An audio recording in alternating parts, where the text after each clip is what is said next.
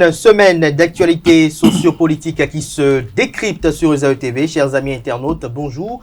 Bon réveil, bienvenue sur InfoHebdo de ce samedi qui est consacré à la relecture du code électoral. Pour en débattre ce samedi, je serai avec Arimi Choubadé, journaliste, chroniqueur politique, analyste politique. Il sera avec Paul-Marie Rouissou, enseignant-chercheur, théoricien de la gouvernance d'État. On aura également sur ce plateau Eloge Francis Attadé, expert en gouvernance, analyste politique, historien. Il est également coach. Avant de retrouver mes invités pour le décryptage, chers amis internautes, vous connaissez si bien la rengaine, je vous invite à suivre cette pub de l'ESAE qui vous présente les filières disponibles et les réductions de scolarité pour la rentrée en cours, notamment sur les différents campus à Cotonou, Abomey-Calavi et Parakou. L'École supérieure d'administration, d'économie, de journalisme et des métiers de l'audiovisuel ESAE offre de nouveaux challenges pour l'année universitaire 2023-2024. Étudiantes et étudiants, parents d'élèves nouveaux bacheliers, ESAE, c'est la garantie d'une formation de qualité à des conditions très avantageuses. À Gbedjromede, à Papa, à Abomey-Calavi et Parakou, inscrivez-vous en administration générale, administration du travail et de la sécurité sociale, trésor et finances publiques, impôts, diplomatie et relations internationales, journalisme et métiers de l'audiovisuel, gestion des marchés publics, planification et développement local, sciences économiques, sciences juridiques et toutes les filières des sciences de gestion. ESAE vous offre des bourses, demi-bourses et de réductions pour les premières inscriptions dans toutes ces filières. Waouh! En licence 1, 2 et 3 et en master, bénéficiez jusqu'à 50% de réduction sur tous nos sites. N'est-ce pas génial? Infoline. ESAE Gbedjromede, 3e rue à droite en quittant le carrefour Le Jador pour la BIBE Jéricho ou au plus 229 90 93 65 21 98 98 14 00 à Kpakpa au plus 229 52 88 33 33 à Abomey-Calavi au plus 229 52 88 44 44 Parakou au plus 229 52 46 12 12. ESAE, l'excellence à un an.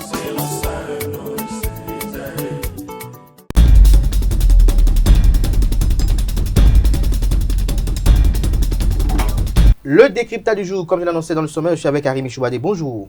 Oui, bonjour Kader. Merci d'être là ce matin. Merci d'avoir accepté l'invitation. Bonjour également à vous, Paul-Marie Rouissou. Bonjour Kader. Merci d'être là également. Merci également à Eloge Francis Attadé d'être de retour parmi nos invités. C'est moi qui j'étais là. InfoHebdo. Merci. Je rappelle que Francis Attadé est expert en gouvernance, analyse politique, historien, coach.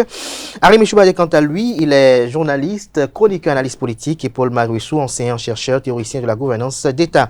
Alors, Arimi Choubadé, vous avez suivi un peu l'actualité au niveau du Parlement. Dites-nous, le mercredi au petit matin, lorsque vous avez appris que le code électoral a été modifié, ou même tard dans la nuit du mardi, quelles ont été vos émotions? Je n'en ai eu aucune. Tout le monde savait ce qui allait se décider. La majorité avait annoncé les couleurs depuis que le projet de révision de la Constitution a été rejeté. J'ai même eu l'impression qu'ils n'ont pas été au bout de leurs menaces.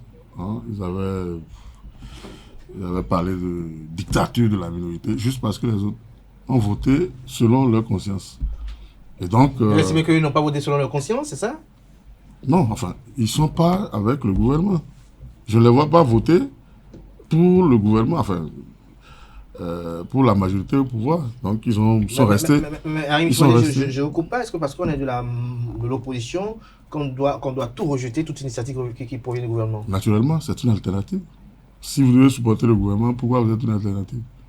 Vous devez proposer. Mais il doit y avoir quand même des initiatives qui peuvent être soutenues. Vous avez vu ce qui s'est passé lors du vote du budget, lorsqu'il y a un des députés du démocrate qui a soutenu le projet de budget.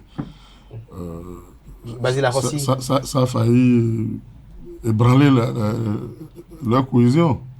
Donc, s'ils sont en cohésion, ils doivent pouvoir avoir une seule voix face à chaque dossier. Et s'ils sont de l'opposition, parce qu'on a eu 4 ans de monolithisme, vous avez oublié, on a eu 4 ans de parlement de type nord-coréen, où les débats se faisaient à huis clos. La cabine du public était fermée, la cabine de presse était fermée, Radio Hémicycle était aux abonnés absents, et on faisait tout sans que personne n'en sache rien. Aujourd'hui, il y a quelques-uns qui osent, enfin, qui ont la possibilité de dire ou de donner leurs impressions, on nous dit qu'il y a la dictature de la minorité. C'est ça que j'ai pas très bien compris. Donc, ils sont là pour s'opposer. Hein? Systématiquement, c'est ce qui devait arriver. Si on me dit oui, ils sont là pour apprécier, pour savoir s'il faut aller contre, s'il faut aller pour, eh ben, voilà, on aurait pu retourner à ce qu'on faisait il y a 1 an avant qu'ils ne viennent au Parlement. Alors, Paul Wessou, comment le théoricien de la gouvernance d'État qualifie de façon sommaire ce code électoral? De façon sommaire, en un mot, c'est un code taillé sur mesure visant à exclure un certain nombre de gens. Ok, on peut dire aujourd'hui que oui, ils n'ont pas exclu les partis comme les démocrates, mais bien sûr, vous savez que il y a déjà un déploiement énorme sur le terrain pour Olivier Bokor, mais je crois que pour lui, la fête est terminée.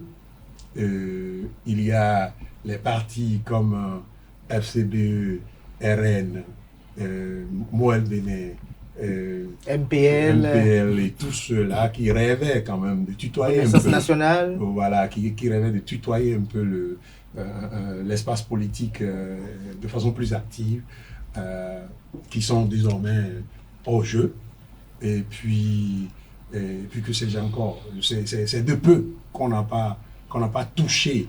Je sais que je suis sûr que c'est parce que si on touche aux démocrates, c'est qu'on touche au bloc républicain. Donc, ça a été difficile de décider donc de toucher aux démocrates. Moi, je crois que le code, comme ce qu'ils avaient appelé certificat de conformité, comme ce qu'ils ont appelé révision de la Constitution récemment, ça vise le même objectif. Non, pour vous, c'est pour exclure. Oui, c'est pour exclure, c'est pas plus que ça. Je reviens, Paul Wessou. Loge Francis Attadé, vous avez suivi tout à l'heure votre vis-à-vis, Paul Wessou estime que c'est pour exclure, mais d'autres défendent et estiment que ce code électoral renforce le système partisan et grandit les partis politiques nationaux. Je crois que je suis de l'avis de ceux qui pensent que ce nouveau code vient renforcer en fait le système partisan.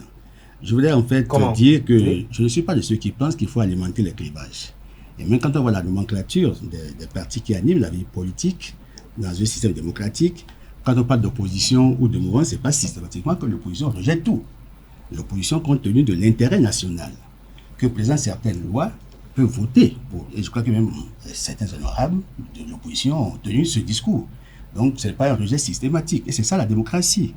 Alors, s'il y a des projets qui rencontrent l'assentiment des opposants et ils estiment que cela est en cohérence avec ce qu'ils pensent de ce qui pourrait être l'intérêt national, ils vont voter pour.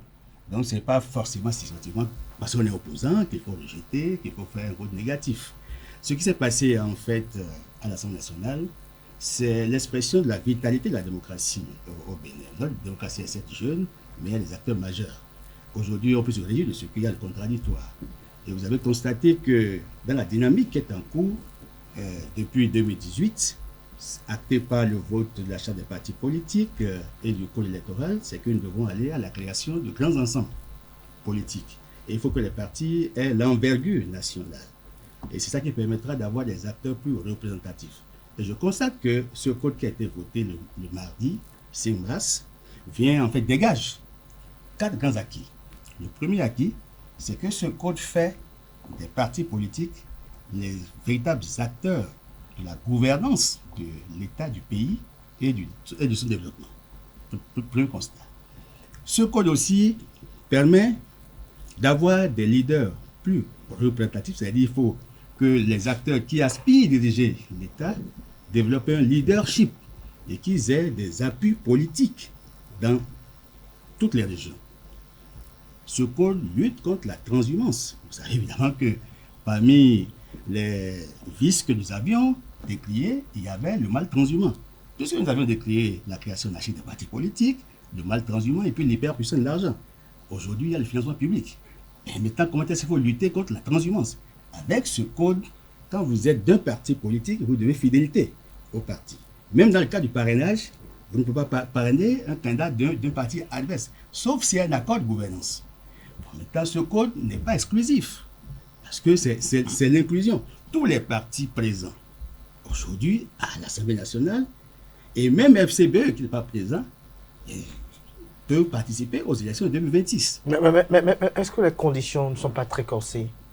Non, mais écoutez, les conditions corsées, pourquoi? Vous savez évidemment que la loi 2019-43 du 15 novembre 2019 portant code électoral, en fait, a laissé un goût inachevé.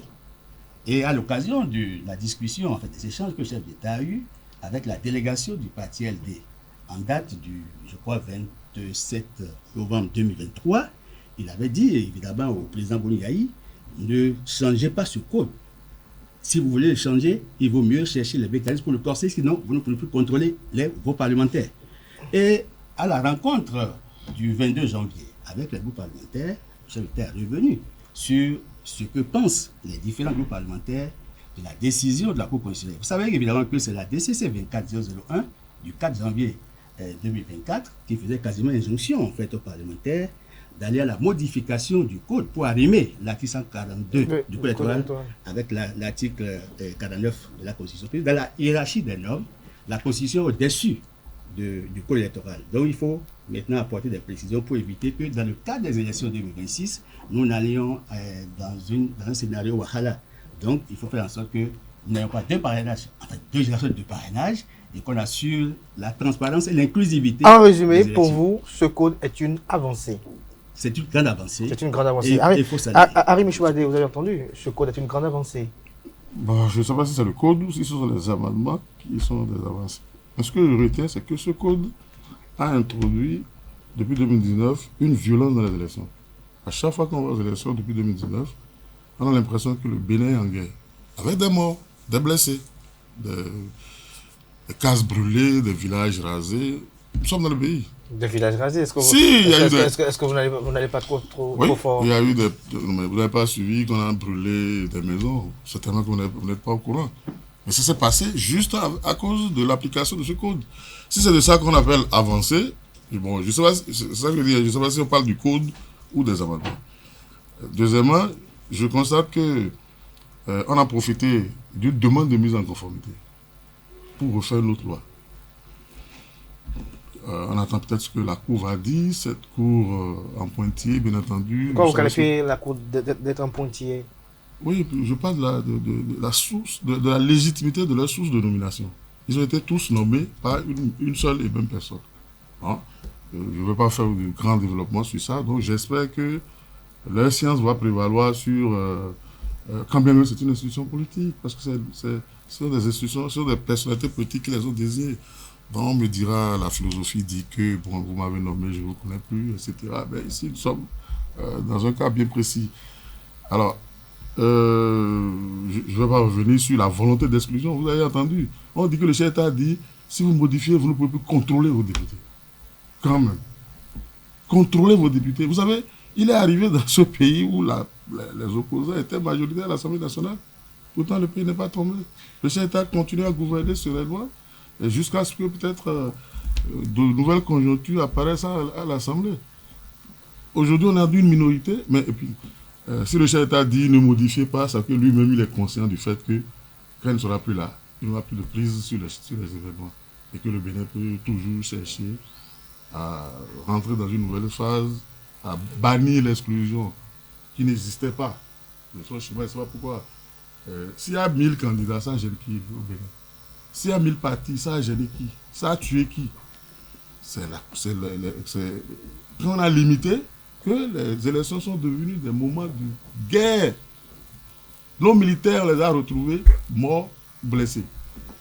Sur notre territoire. Et n'ont pas été agressés par des forces étrangères. Jusque-là, on n'a même pas fait un bilan. On n'a même pas fait...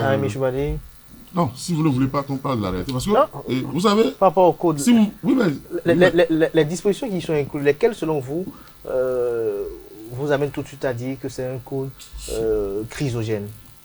En 2013-2014, c'est-à-dire après 2011... Mais quelles sont les dispositions? Après 2011, oui, lorsqu'on a frôlé ce que tout le monde savait, le chaos et tout ça là, il y a eu un dialogue.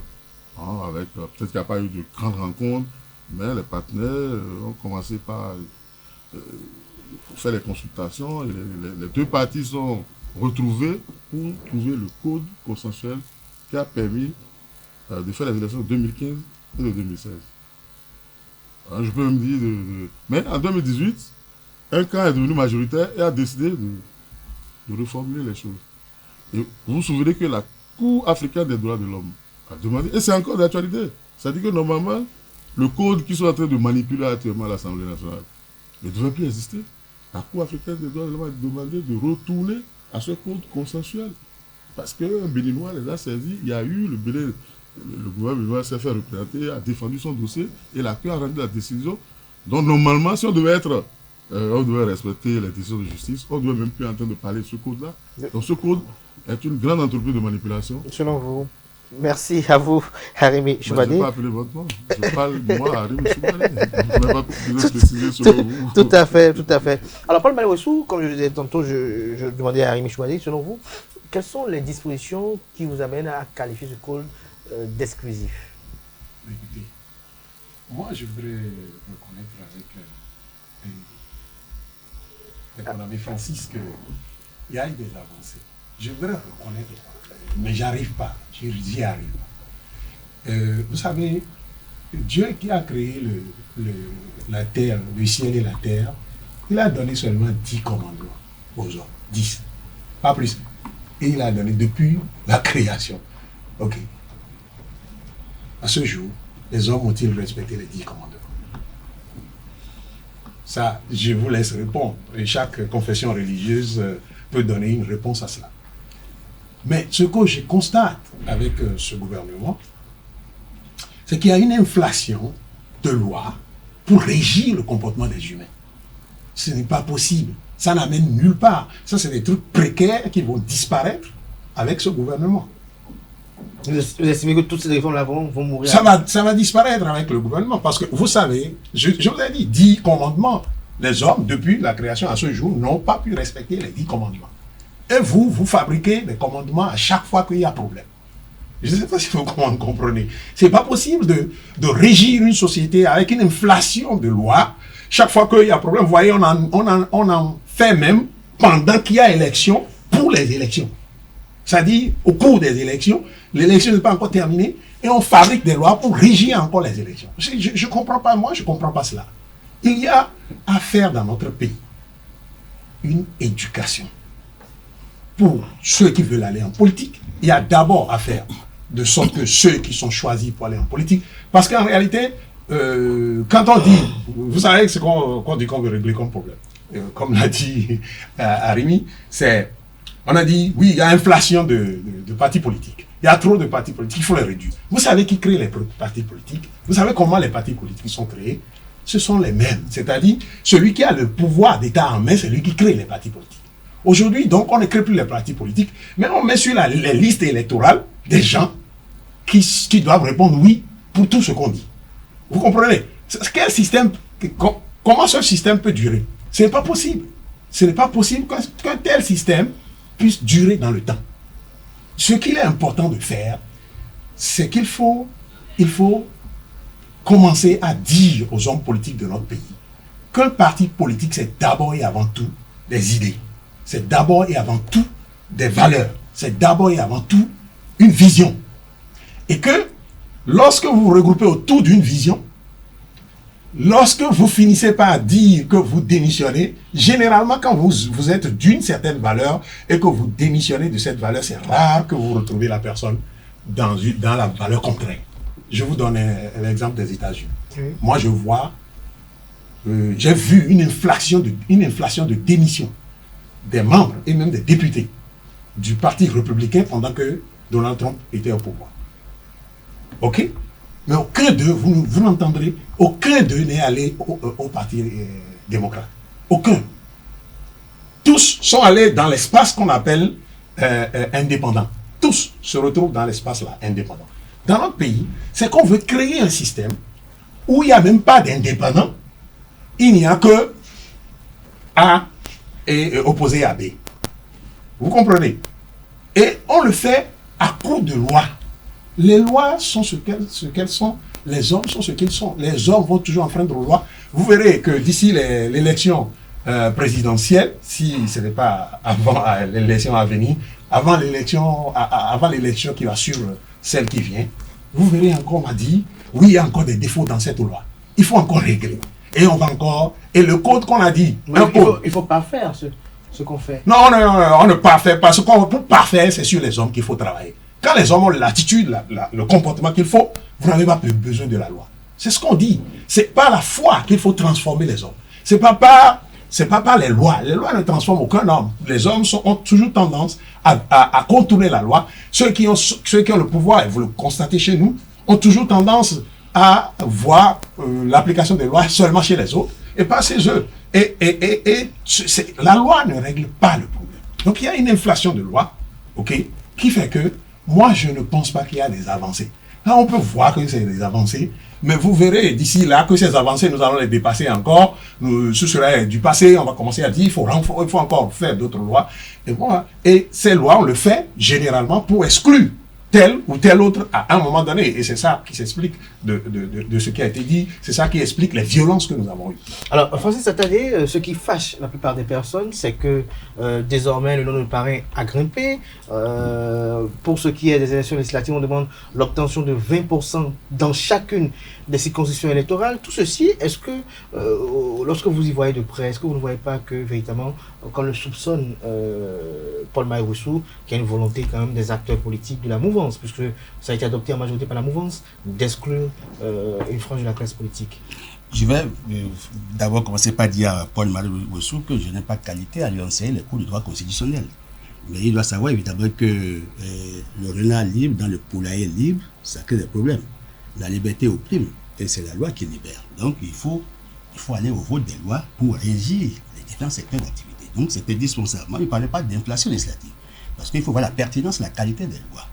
Et en tant qu'intellectuel, c'est dans ce sens que nous devons aller. Maintenant, le second aspect, je vais dire à Rémi, mon frère, qu'en 2013, parce qu'il y a eu un code en 2013, et on était à la 27e loi électorale. En juin 2018, il y a eu le Sénat parlementaire pour réfléchir sur le code, pour voir quelles sont les imperfections, pour que nous puissions aller à la constitution de grands ensembles. Puisque le diagnostic que nous allons poser, on a compris qu'il y avait la création anarchique des partis politiques. Il y avait le mal transhumant, il y avait l'hyperpuissance de l'argent. Les partis politiques n'animaient pas la vie politique comme cela se devait et se comportaient comme des clubs électoraux. On en avait près de 250. Donc, trouvons les mécanismes pour avoir des partis qui ont une envergure nationale, donc de grands ensembles politiques. Nous n'avions pas réussi à faire ça. Et c'est le code voté sous le régime de la rupture qui a permis évidemment de faire des avancées. Par rapport à ce code qui a été voté, écoutez, vous avez parlé du suffrage à obtenir au niveau des circonscriptions électorales. Mais si on avait allié ce suffrage au collège des parrains, ce qu'il faut avoir pour le duo de candidats, c'est qu'on ne va pas être d'exclusion, puis là c'est que 15% pour les parrains pour un candidat à l'élection présidentielle. 15%, et il faut que ceux-là proviennent en fait des 3/5 des circonscriptions électorales. Ça fait environ 28. Ça fait qu'aujourd'hui, les LD sont en capacité de parrainer, d'avoir un candidat. Ça fait que le bloc peut parrainer, avoir un candidat. Ça fait évidemment que UP, le renouveau, peut parrainer, avoir un candidat, un peu plus de candidats, et même FCBE. Donc, ce n'est pas exclusif. Alors, quel nombre de parrains aujourd'hui? Aujourd'hui, pour parrainer, oui, lorsqu'on a été conforme à ce code-là. Mais 8. Oui, justement, ce que les démocrates ont. C'est que demain, lorsqu'un parti politique a 27 députés... On n'exclut personne. 27 députés, vous imaginez? 27 députés, il ne peut pas parler de la présidentielle. Ça veut dire, en fait, ce code, j'ai dit que ce code appelle... L'Assemblée nationale compte 109 députés. Ce code, et le parti politique a au-delà de 25 députés, donc 27, mais il ne peut pas parrainer. Non, mais les parrains, c'est à la fois les maires et les députés. Donc, il faut faire les 117 maires, plus les 109 députés. Maintenant, ce code a vocation, en fait, à permettre au parti d'avoir une emprise sur l'ensemble des régions. Ça fait évidemment que le travail de l'unité nationale de développement équilibré peut être assuré. Il faut aussi dire que, à travers ce code, on sait que le leader est représentatif. C'est à cela qu'il faut travailler dorénavant. Ce code n'est pas exclusif parce que vous voyez que ça oblige à aller à la fusion. Puisqu'en fait, qu'est-ce qu'on a dit? Pour que les partis politiques est la capacité d'avoir en fait une présence sur l'ensemble des régions. Parce que si vous êtes absent dans une région et que vous savez que vous n'avez pas la capacité de couvrir cette région, vous êtes obligé d'aller dans les accords de gouvernance ou les accords de législature pour pouvoir... C'est qualifié ces accords de gouvernance de retour des alliances de façon déguisée. Non, ce n'est pas les alliances. Il y a une différence bel et bien entre alliance et accord de gouvernance. Et je crois que les avancées que nous avons, vous savez que le mal transhumant était un mal décrié. C'est en cela que les populations saluent l'avènement, évidemment, de ce code qui permettra de lutter contre le mal transhumant. Quand vous êtes député d'un parti... Vous êtes sûr qu'avec ce code-là, la transhumance va disparaître? Mais oui, si, parce que vous ne pouvez pas parler. Et si les députés là décident de démissionner de ce parti politique pour créer leur propre parti politique? Mais oui, écoutez, vous avez vu la charte des partis politiques? Il ne faut pas voir le code. Il y a la charte des partis politiques qui impose déjà un certain nombre de critères et de comportements aux députés. Donc, vous savez évidemment que ce n'est pas aussi facile. Nous devons aller progressivement à l'assainissement du paysage politique et au développement des comportements vertueux. Nous avions constaté des vices et on ne peut pas laisser la situation en l'état. Et ce code vient pour corriger la prostitution politique. Vous savez, vous avez tout ça. Tout à l'heure, Harim le disait que juste dans ce code-là, on a eu des élections tumultueuses en 2019, en 2020 également. 2021. Non, mais écoutez, il y a eu des incompréhensions. Il ne faut pas faire l'amalgame. Il y a des incompréhensions. J'ai eu la chance de participer à quelques travaux où certains partis ont dit qu'ils ne vont pas se conformer au code. Alors, si vous ne voulez pas vous conformer aux règles, vous ne serez pas qualifié à compétir. Vous êtes contraint à disparaître. Mais les nations sérieuses ne font que ça. Regardez les pays dans lesquels il y a les grands partis qui ont été créés il y a des années, mais qui continuent d'aller dans la vie politique. Regardez le Ghana, regardez au Nigeria, regardez dans les grands pays, que l'Amérique, l'Europe. J'aime faire des comparaisons parce qu'on ne peut pas continuer à fonctionner tel qu'on fonctionnait. Nous sommes tous d'accord que depuis 60, nous n'avions eu que des clubs électoraux. Le premier parti créé au Dahomey, c'était l'UPD en 1946, et ça s'est atomisé, ça s'est émietté pour donner naissance à plusieurs partis. Et depuis là, c'était que des clubs électoraux que nous avons connus. Et quand Kedeko est venu en 72 et en 75, il a créé le parti unique. On a compris qu'évidemment, il avait embrigadé les énergies et il a fallu la confiance des forces vives pour qu'on aille encore au multipartisme intégral et au pluralisme politique. Et depuis lors, les gens en ont créé comme des bouts de pain. Maintenant, il faut que nous puissions avoir une discipline pour animer au mieux, afin d'impacter. Parce que désormais, il y a le financement public. Ça permet évidemment d'animer et de financer les activités politiques pour que les partis fassent davantage d'efforts pour couvrir l'étendue du territoire national. Je crois que c'est l'esprit de ce code. Alors Harim Chouadé, comme vous suivez tout à l'heure, celui qui est à côté de vous, Francis Attadé, il estime que tout ce qui est fait aujourd'hui est en cohérence avec le diagnostic consensuel effectué en 2018, lors de la première monture de ce code-là. Non, commençons par le financement public des partis politiques, dont je suis un féru. Le financement public des partis politiques, c'est fondamental en démocratie. Mais quand vous voyez ce qui se fait aujourd'hui, c'est un véritable scandale. On remet des chèques à des responsables politiques. C'est de l'argent des pauvres, c'est des impôts. On a voté un financement public sans régime financier. On ne sait pas qui décaisse, qui dépense, quel est le mécanisme de décaissement. Il n'y a pas de budget, il n'y a même pas d'appel de fonds. Et on appelle les gens chaque matin, chaque semestre. On vient, on fait des cérémonies, on délivre des chèques, comme s'ils ont gagné un marché, ou comme si ils ont gagné tel million. Mais comment l'argent public qu'on dépense avant de justifier après coup. Je ne sais même pas s'il y a des justifs. Moi, je ne connais pas le régime financier. Mais l'argent attribué... Non, je vous en prie. Mais l'argent attribué conformément à des exigences, des critères. Il y a le temps de... Il y a des critères d'éligibilité à ce financement. Et puis il y a des comptes. Il y a des comptes je vous en prie. Je vous en prie. Je dis que je suis pour... Je vous ai dit que je suis pour le financement public des partis politiques. Oui. Mais assorti d'un régime financier. Le parti doit pouvoir présenter un budget. Avant même... Et n'accède pas à un chèque. Liquide sa dépense. Enfin, liquide son budget. Et on sait comment on paye. Il y a le trésor public qui est là, on peut pas donner. Le trésor public est là et on remet l'argent public à des gens, à des individus, en chèque. Moi, je suis choqué quand je vois ça, parce que ce sont mes impôts. sur les impôts de mes frères au village. Vous aimez que les prestataires aillent se faire payer? Non, c'est comme si le chef de l'État, chaque début d'exercice, il se présente quelque part pour prendre tout le chèque du budget qu'il veut exécuter dans l'année. Ou qu'un ministre, on lui donne un chèque pour qu'il aille exécuter les dépenses de son ministère. Ou que le maire vienne prendre... Mais les mairies dépensent...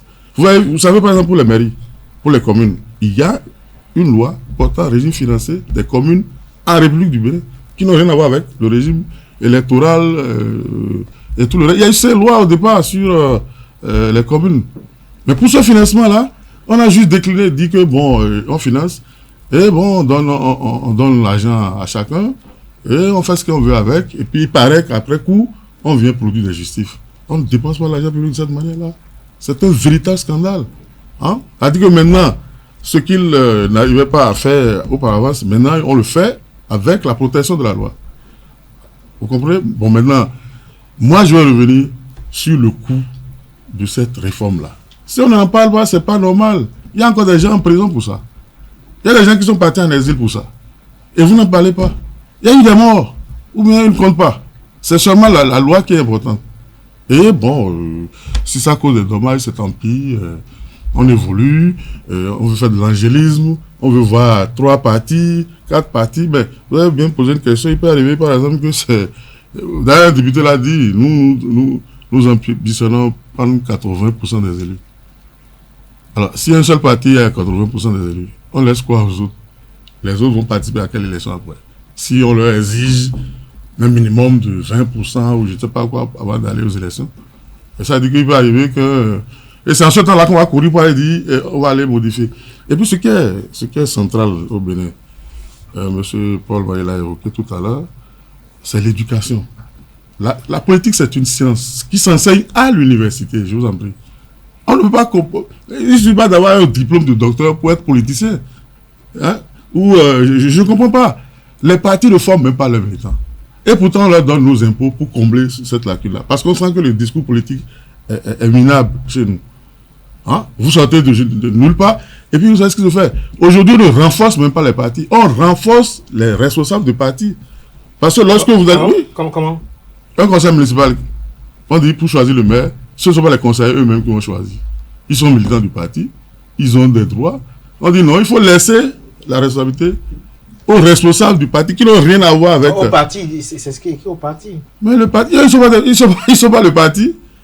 Ils sont les représentants du parti. C'est le parti qui les a positionnés sur la liste. On leur dénie le droit de désigner leurs responsables. Et on remonte au parti. Ça veut dire qu'il y a un despote qui est au-dessus du parti et c'est lui qui régente tout le monde. Il peut même décider de mettre des gens qui ne sont même pas du parti sur la liste. Vous n'avez pas de recours. En fait, c'est ça que vous avez entendu. Un des partis a dit que le chef a dit au président Yahi, si vous modifiez, vous n'avez plus de contrôle sur vos députés. Parce qu'on veut qu'un despote, parce que vous savez, ils ont défini même leur concept, ils parlent de la dictature de la majorité. Allez prendre un dictionnaire. La dictature de la majorité, c'est de la tyrannie. Au moins les communistes, ils parlent de dictature du prolétariat. Merci. Mais non, je vous en prie. Je vais dire 2 mots. Si vous voulez, je peux même vous laisser mon temps d'antenne pour que vous puissiez expliquer aux gens comment vous avez fait pour tuer des gens à Sava, comment vous avez fait pour tuer des gens à Tchaourou, comment on a fait pour que les gens meurent un peu partout sur le territoire. Et 2019, 2020, 2021, le sort de ceux qui sont en prison et des exilés. Expliquez-leur, moi, je peux vous laisser mon temps d'antenne. Je crois que moi, je vais opiner sur le factuel. Vous nous avez invité ici pour apprécier le vote du code. Tout à fait. L'actuel, la loi 2024-13. Portant révision de la loi 2019-43 du 15 novembre 2019. Et il faut voir, est-ce qu'il y a eu des avancées? Quels sont les acquis démocratiques, les acquis pour le développement? Est-ce que ça permet d'assainir le paysage? Est-ce que ça permet de nourrir la compétition? Je veux dire en fait à mon frère Arimi que c'est vrai que la politique c'est un parcours initiatique. Mais je suis un peu navré quand il dit que c'est à l'université qu'on enseigne. Les sciences politiques, en fait, peuvent vous fabriquer des politologues. Là, vous avez l'expertise et vous avez une spécialité. Ça ne fait pas de vous un politicien. Donc, je veux qu'il sache qu'il y a une différence. Moi, je ne sais pas de quoi vous parlez. Ah non, ça m'intéresse pas ce que vous dites là. Ce que vous dites, si vous voulez un peu refaire une émission sur ça. Non, mais le profil du militant. Je vous en prie. Il a dit qu'il n'y a pas de livre financier pour le financement public. Non, mais qu'il lise la loi sur le financement public.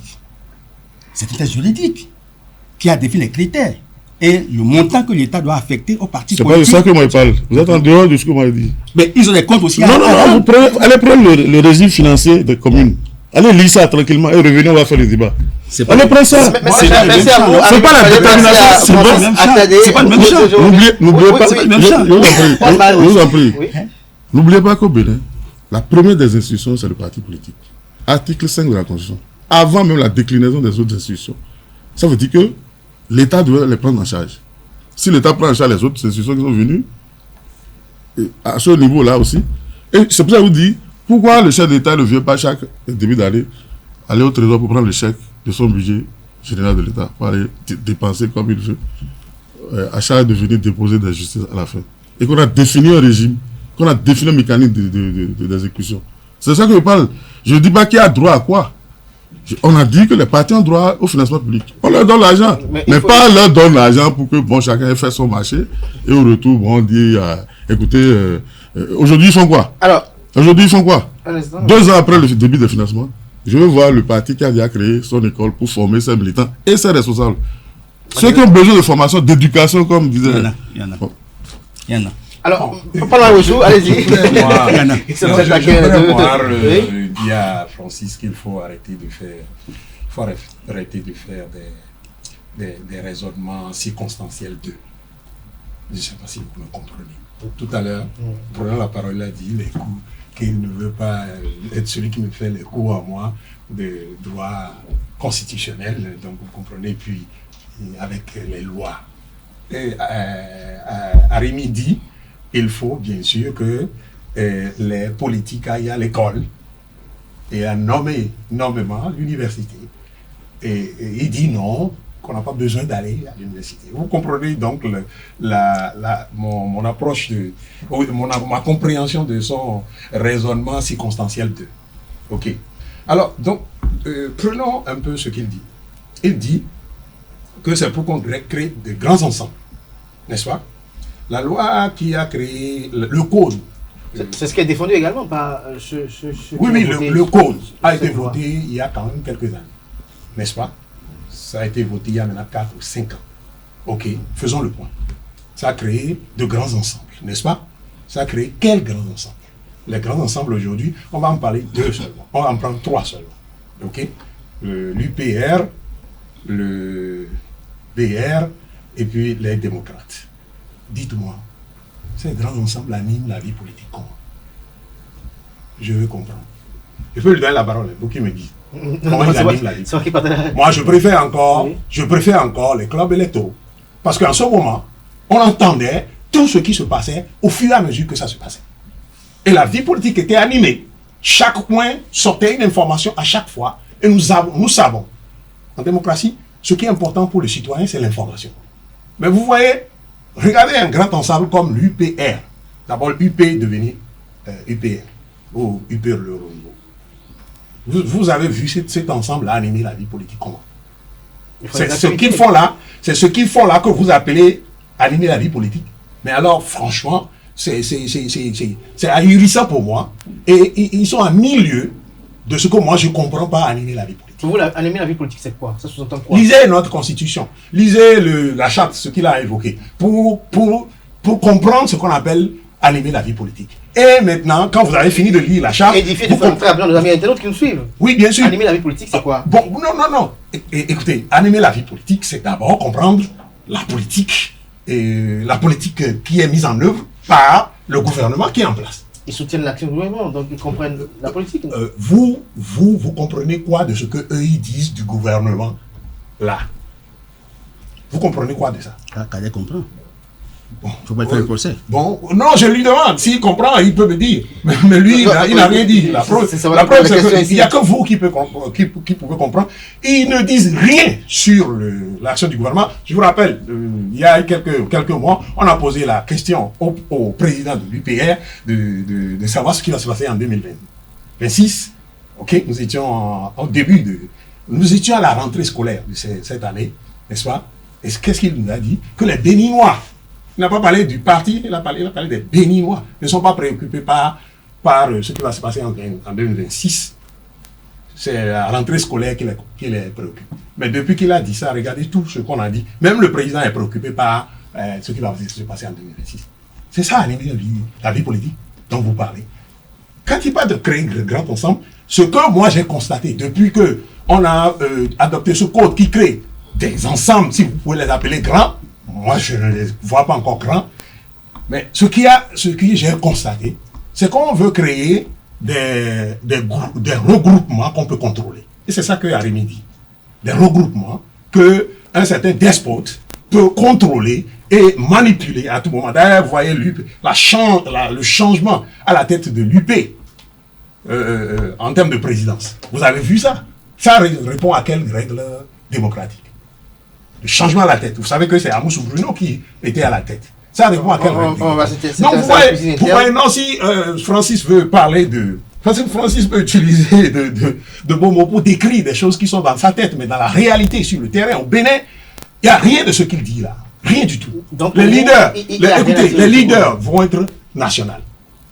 Un leader, est-ce qu'un leader se fabrique par la loi?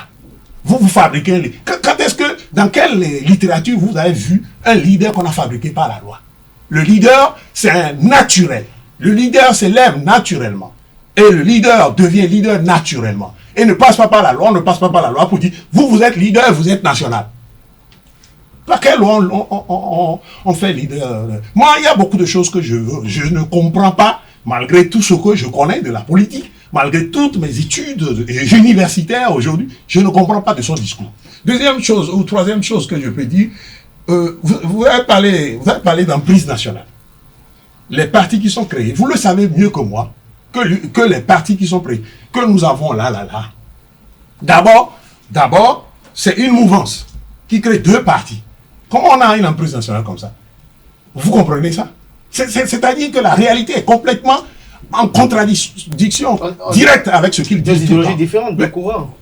Comment? Deux différents courants. Et vous, géographiquement, vous voyez maintenant les deux courants.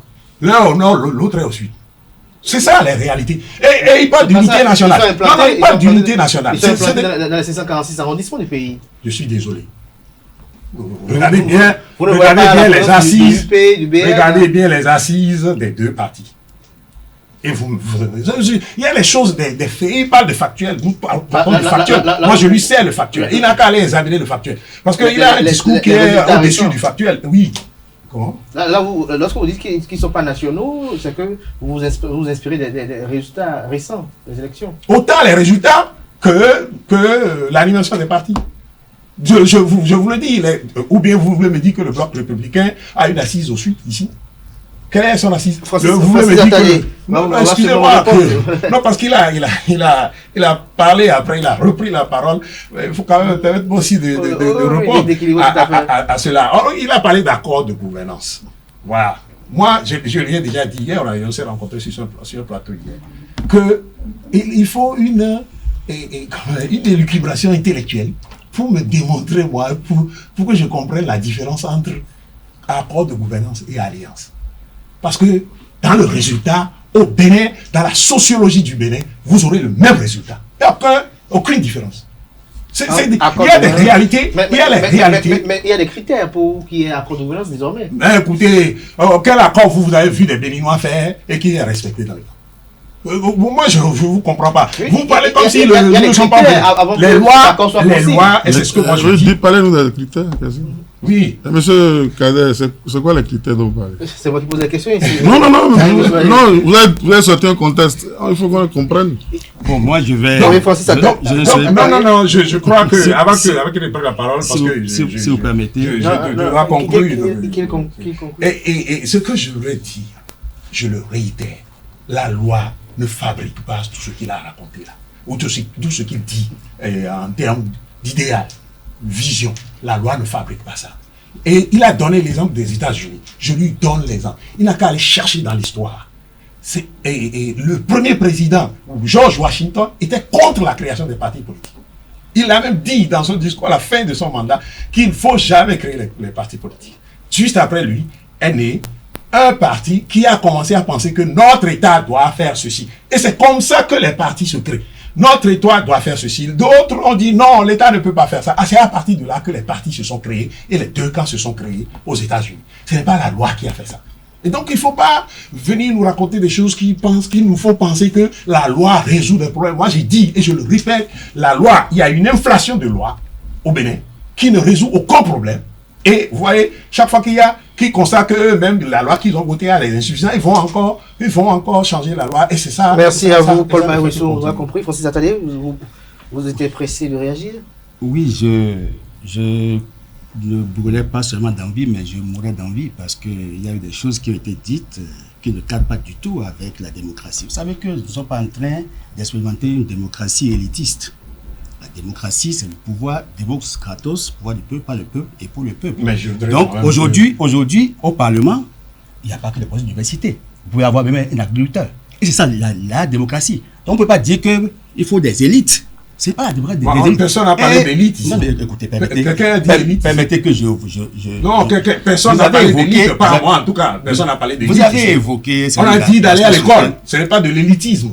Aller à l'école. Il faut être éduqué pour faire la politique. C'est ce que nous disons. Ce n'est pas de l'élitisme. Il y a deux choses entre ce que nous disons là. Merci à vous. Il y a un degré de militantisme requis que vous devez avoir pour accéder à des instances du parti. C'est quoi le degré de militantisme? Le parti... Moi, quand je ne comprends pas la demande, degré de militantisme, qu'est-ce que vous appelez? L'engagement. Oui, c'est quoi l'engagement? C'est dans une boutique qu'on achète ça? Mais écoutez... Comment le comprendre? Je vous en prie. Vous savez, il faut clarifier les concepts. Il faut clarifier les concepts. C'est comme ce que vous avez appelé accord de gouvernance. Si on met ça dans une loi, la loi doit préciser en un article ce qu'on appelle accord de gouvernance. C'est pour ça tout à l'heure, non. Vous avez refusé de me répondre. Vous avez ouvert la parole. Vous avez arraché la parole tout à l'heure. Chaque fois que vous avez sorti des concepts, vous allez les expliquer pour que nous qui n'avons pas à votre niveau, on vous comprenne. C'est simple.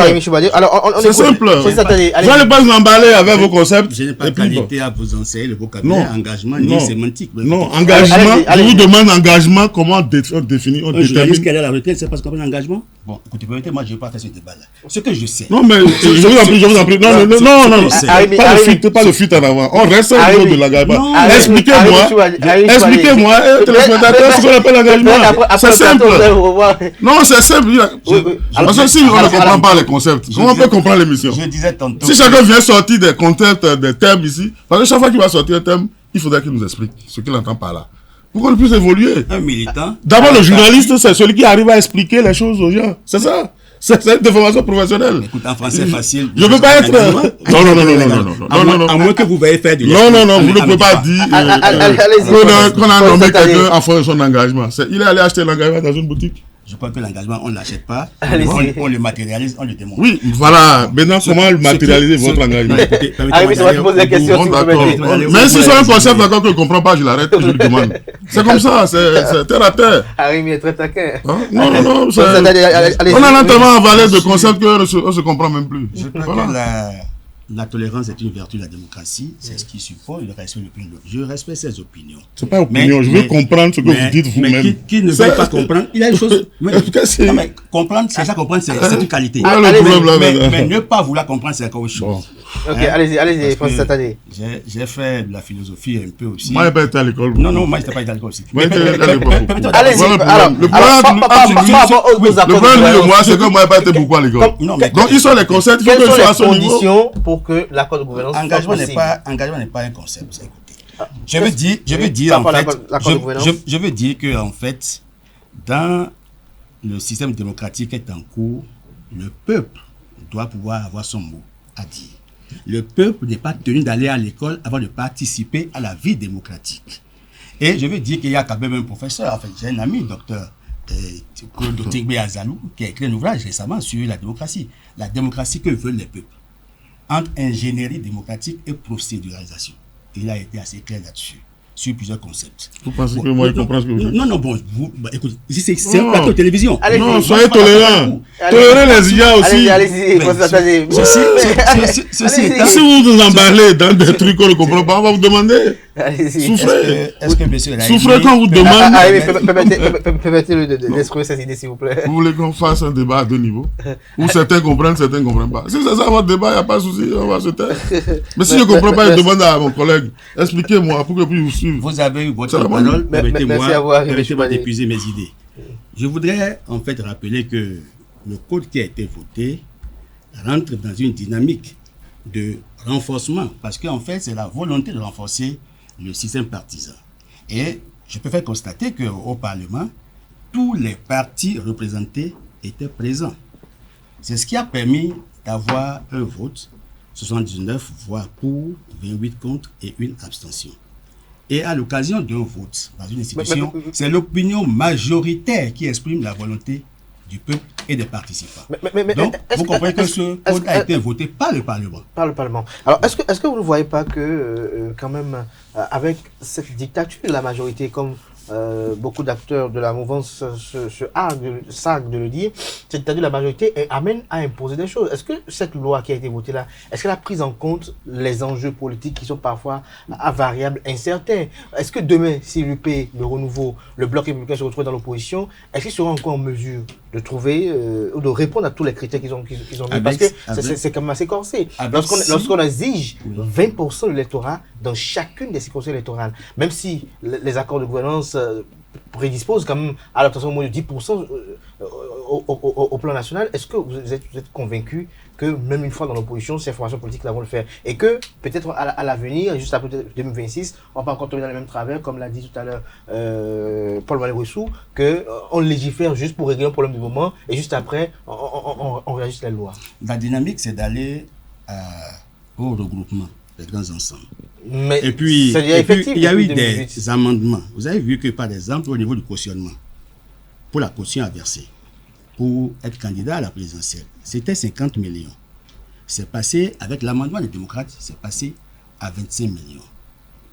Ça veut dire que ce code, quand même, a été voté de façon plus ou moins consensuelle. Même s'il y a eu un vote négatif exprimé par les opposants. Oui, c'est politique ça. On peut prendre quelques amendements des démocrates et imposer d'autres arguments. Mais oui, parce que dans la démocratie, c'est quoi? C'est le vote majoritaire. Oui, mais... On ne peut pas avoir l'unanimisme. Oui, mais justement, on ne demande pas majorité tout le temps. Oui, mais il peut arriver à un moment donné que la majorité d'aujourd'hui, on se rappelle des FCBE, combien FCBE d'alors pouvait même exiger en temps peut-être 40% de l'électorat avant de partager les sièges. Mais FCBE aujourd'hui, pourquoi aujourd'hui encore? Les lois sont impersonnelles et disposent pour l'avenir. Ceux qui ont voté savent qu'ils sont régis par les mêmes lois. Si demain ils devenaient une minorité, ils vont subir la rigueur de la loi. Donc, moi, je ne pas... Et en ce moment, on ne va pas courir encore pour modifier. Non, pas du tout. Maintenant, l'avantage de cette réforme du code, c'est que ça a pris en compte plusieurs aspects, plusieurs imperfections qu'on voulait corriger. Parce que si on s'en tenait stricto sensu à ce que la Cour constitutionnelle avait dit, on n'irait pas à cette réforme en profondeur. Et vous avez vu que les deux partis qui ont fait des propositions de code, mais le parti, les démocrates, est allé au-delà de ce que la Cour a demandé. Le parti UP, le Renouveau, est aussi allé au-delà. Et à l'occasion de ce débat, j'avais dit qu'il faut faire une analyse critique, holistique de tous les tests pour que nous puissions voir quels sont les inputs, qu'est-ce qu'il faut mettre pour que nous ne soyons pas toujours à réviser le code électoral. Parce que nous sommes aujourd'hui à la 28e loi électorale. Il y a eu un code 2013 qu'on a réformé en 2019. Maintenant, en 2024, nous sommes en train d'adopter un nouveau code. On a révisé pour corriger les imperfections. Parce que j'ai dit que le code de 2019 a laissé un goût d'inachevé. C'est pour lui rappeler qu'entre temps, en pleine élection des maires, on a encore révisé le code. Arrêtez de taquiner. Non, je lui rappelle. Vous aimez très bien. Alors, attendez, qu'est-ce que vous pensez de ceux qui, juste au lendemain de ce vote de loi, estiment que l'opposition doit travailler à ce que l'on puisse constitutionnaliser le seuil d'admission au partage des sièges, parce que si on le laisse comme ça au code électoral, chaque majorité au pouvoir du moment pourra le manipuler au gré de ses intérêts politiques du moment. Parce que n'oublions pas que tout ce qui est fait également est hautement politique. Mais écoutez, à l'Assemblée nationale, vous ne pouvez pas autre chose que la politique. Ce qui se joue, c'est le jeu démocratique, c'est le jeu politique. Le jeu démocratique ou le jeu politique? Les deux. Les deux. Oui. Alors, Henri Michoubadé, comment avez-vous apprécié, ou comment appréciez-vous, je veux dire, la posture des démocrates tout au long de ce périple? Posture? Il n'avait pas des députés démocrates? Non, je ne sais pas ce que vous appelez posture. En fait, les critiques qu'on apporte à la classe politique n'excluent pas les démocrates. Ils ne sont pas formés. Vous avez vu, ils sont dépassés par le débat. Autant, ah bon? Oui, autant du côté démocrate que de... Comment selon vous ils sont dépassés? Le Bénin, la société béninoise a besoin de solutions à ces problèmes. Ce n'est pas des votes ou des manipulations. Quand on dit... Vous parlez de solutions, vous faites allusion à quoi? De la politique. La politique, ce n'est pas aller au vote. Enfin, entre autres. Et puis on connaît le vote au Bénin, où les résultats sont caducs avant même leur proclamation. Aujourd'hui, la science politique. La science politique, c'est quoi? C'est apporter des solutions aux problèmes du pays. Ils ont quelle solution à quel problème du Bénin? Commençons par là. Quelle solution? Tout ce qu'ils ont, il y a trop de partis. Qui a dit qu'il y a trop de partis? Nous sommes allés à la conférence nationale. Vous savez, la classe politique... Vous savez, s'il y a trop de débats aujourd'hui, c'est quoi? Le dit à l'unisson. S'il y a trop de débats aujourd'hui, c'est quoi? C'est parce que la réforme n'est basée sur aucune doctrine connue. Aucune réflexion connue. Donc on va piocher. Il y a eu des séminaires quand même. C'est la seule doctrine. On a fait la conférence nationale qui est au-dessus de tout, qui a dit multipartite intégrale. Ou bien ça, ça ne compte pas. Oui, on fait une conférence nationale, on dit multipartite. Je vous en prie. Oui? On fait une conférence. Je vous dis doctrine. C'est-à-dire s'ils avaient des écoles, s'ils avaient des universités qui forment des politiques, ils allaient avoir ces genres de repères. On ne serait pas en train de regarder en l'air pour dire, bon, d'inventer les concepts. On aurait eu une doctrine sous les yeux. Parce qu'en fait, le responsable politique, il n'est pas là pour décider, il n'est pas là pour réfléchir, il est là pour décider. Il décide en fonction de ce que des gens auparavant ont déjà réfléchi, éprouvé. Et puis aujourd'hui, quand vous voulez parler du Bénin, on n'arrive même pas à nous donner des références. On cite pêle-mêle des trucs. Dans quel pays un président est venu pour dire je veux pas beaucoup de partis? On s'en fout s'il n'a pas besoin s'il ne veut pas. Ce n'est pas ces humains qui font la loi. Ces humains ne font pas la loi. On va dans des doctrines, on les interroge et on dit quelle est la meilleure méthode. En tout cas, à la conférence nationale, qui est jusqu'à présent le fondateur de ce que nous sommes en train de faire aujourd'hui, multipartite intégrale. Alors, par quelle alchimie on en est venu à dire qu'il faut 2 ou 3? Parce que si on les suit, si on suit ce qui se passe aujourd'hui à l'Assemblée nationale, c'est que dans 100 ans, dans 1000 ans, ça va être la même architecture. D'ailleurs, on va virer de temps en temps même les plus faibles. Parce que quand un parti dit « je veux avoir 80%», ça veut dire qu'il sera tout seul là, au Parlement. Parce que lorsque lui prend les 80%, les 2 autres ne peuvent plus avoir 20% au moins. C'est impossible. Donc c'est ce parti seul qui va rester, qui va régenter le pays et qui va gérer jusqu'à la fin des temps. Parce que, bon, et c'est pour ça, 100 ans venir la fin, le chef a dit, monsieur le président, ne changez pas la loi, parce que lui sait que sa loi va rester, enfin, je suppose, jusqu'en 2026 au moins. Mais après, il dit, bon, mais qui va maintenir cette histoire-là? C'est pas possible. C'est conforme à l'humeur du chef du mouvement. Si le chef du mouvement n'est plus là, on change les humeurs et on change les réflexions. Alors, pour ne pas que les lois soient votées au gré des humeurs des acteurs politiques ayant les rapports de force en leur faveur du moment, certains analystes politiques, au lendemain de ce vote-là, estiment déjà qu'il faut véritablement que l'opposition travaille à ce que tout ce qui est lié au seuil de partage des sièges, tout ce qui est lié comme qu'il faut qu'il y ait un certain nombre de dispositions qui soient ôtées du code électoral et instituées et constitutionnalisées lorsque on sait que la condition pour la réviser quand même c'est tout un autre processus afin quand même de garantir une certaine sécurité pour la compétition électorale. Bon, mais écoutez, c'est ce que je dis. C'est-à-dire qu'on regarde toujours la loi comme la solution. La solution n'est pas dans la loi, la solution est dans les hommes. Et vous voyez, Francis, tout au long de ce débat, a parlé de grands ensembles, de grands ensembles, de grands ensembles. Moi, je nous souhaite longue vie pour voir la fin du mandat du président Talon et voir, on va faire hypothèse, en 2028, que l'opposition prenne le pouvoir. Vous verrez tous les partis de la mouvance vidés, la mouvance actuelle, vidés pour l'autre côté. Quelle que soit la loi que vous avez en place. Quelle que soit la loi que vous avez en place. C'est-à-dire que je ne sais pas de quoi on parle. C'est ça ce que Arimi dit. Sur quelle doctrine, sur la base de quelle doctrine nous disons ci, nous disons ça.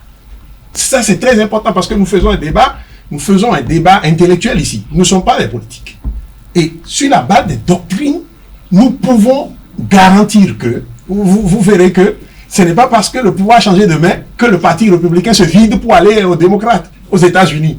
Pourquoi? Parce que justement, les gens ils sont convaincus dans leur cœur, dans leur âme, que les valeurs qu'ils défendent, c'est ces valeurs-là et qu'ils vont défendre ça jusqu'à mort.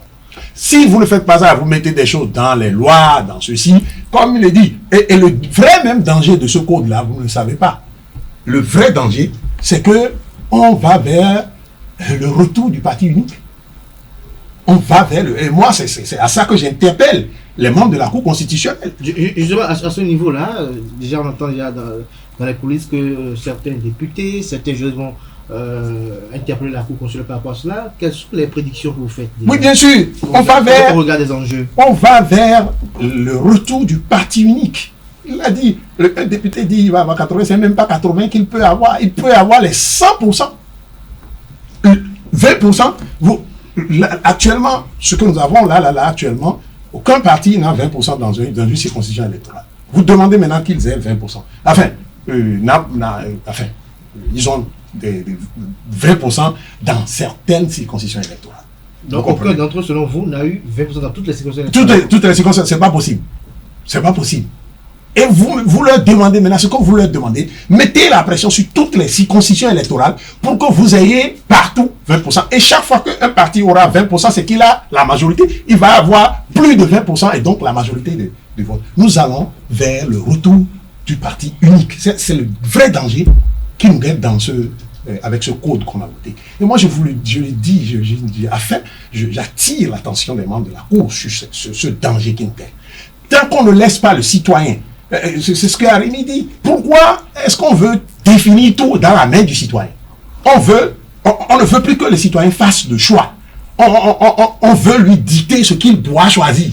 C'est-à-dire, on a déjà choisi pour lui et on lui dit maintenant va un peu comme je vous rappelais lors du PRPB là, enfin la période PRPB, va valider ce que nous avons choisi pour toi. C'est ce qu'on veut faire de nos élections au Bénin, ça. Moi, je dis, c'est un vrai danger. Nous sommes partis de 10%, qui était déjà un taux élevé pour avoir les parrainages, à 15%. Dites-moi, dans quel pays on n'a jamais vu ça?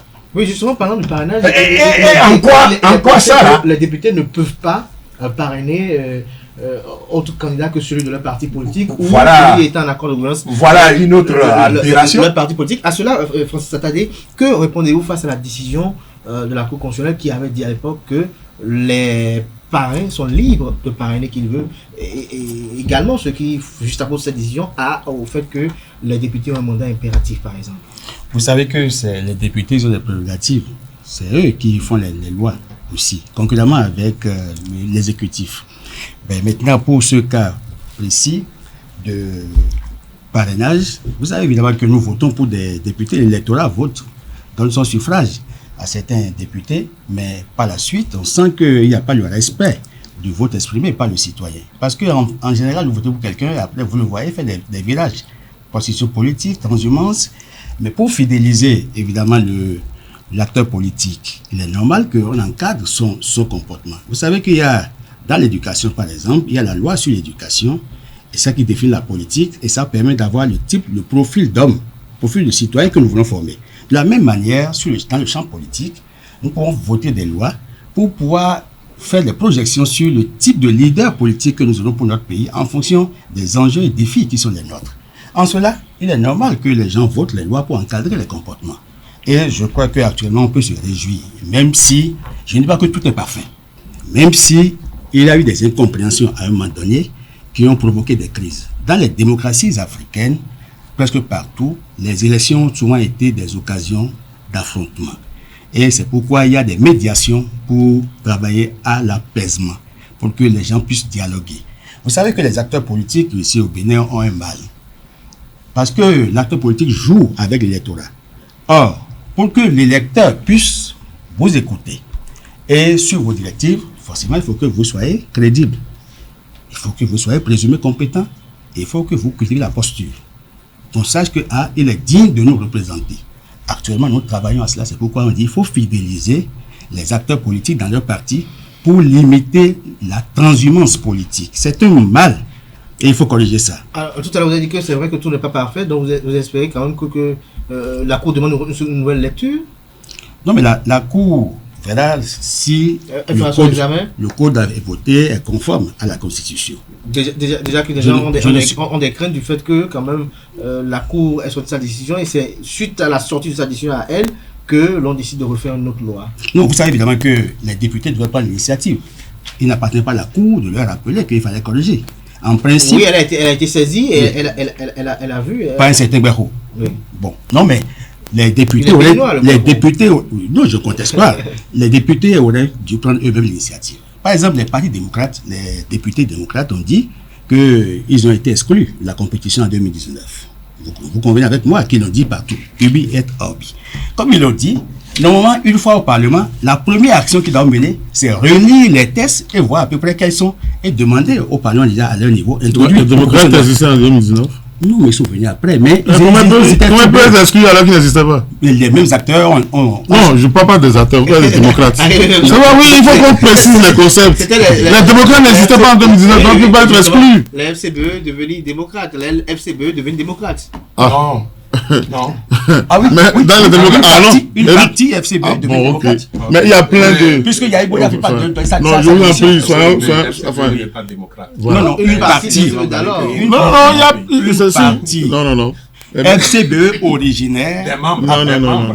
FCBE originaire appartient à Yahi. Mais il y a eu... Non, je vous en prie. Écoutez, vous voulez qu'on fasse... Maintenant, c'est la force Coli. C'est la force Coli. Avant, c'était les forces Coli. Non, je vous en prie. Démocrate n'existait pas en 2019. C'est tout. Je ne dis pas non. C'est tout. Donc, il ne peut pas être exclu. Ceux qui n'existent pas ne peuvent pas être exclus. Est-ce que les membres qui animaient FCBE et qui ont connu la crise n'ont pas créé une autre partie qu'on appelle démocrate? Non, c'est pas eux qui ont créé une autre partie. Il y a plein de Béninois qui ont créé une partie qui s'appelle les démocrates. Ils sont venus de partout. Je crois que sur ce plateau, je suis très heureux et j'ai compris. Mitokpa était FCBE. Raimi a choisi de... Attendez, Mitokpa est FCBE. Alors, Francis, attendez pour... Tout le monde appelle Raji, depuis l'honorable Raji, il est FCBE. Demandez à Raimi se taire pour qu'on puisse... Non, de façon plus calme. Alors, moi j'ai un problème quand vous dites des choses qui ne sont pas.